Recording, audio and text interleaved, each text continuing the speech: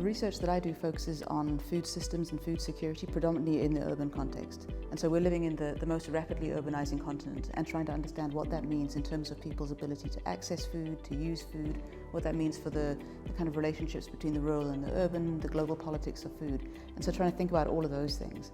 And so the work that I do not only has this kind of academic focus, but also work intensively with policymakers at the local and national scales, but also work with global policymakers. So I work with various UN agencies, all trying to figure out how we ensure food security for the most vulnerable populations.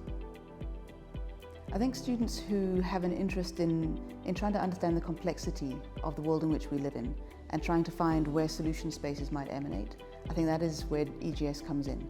I think it exposes you to a wide range of thinking, a wide set of ideas, and in the process of doing the degree, you will work with academics who are actually out there doing this stuff.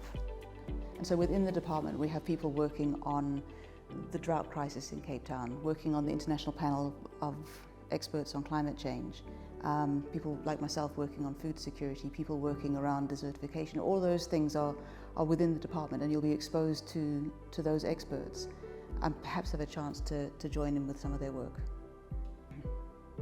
I think a highlight of my work has been seeing the ideas that I'm engaging with as a researcher feeding into teaching and then feeding back out into society. So when we started doing the research on urban food security back in 2008, I pulled in a number of the students to work with me as field enumerators.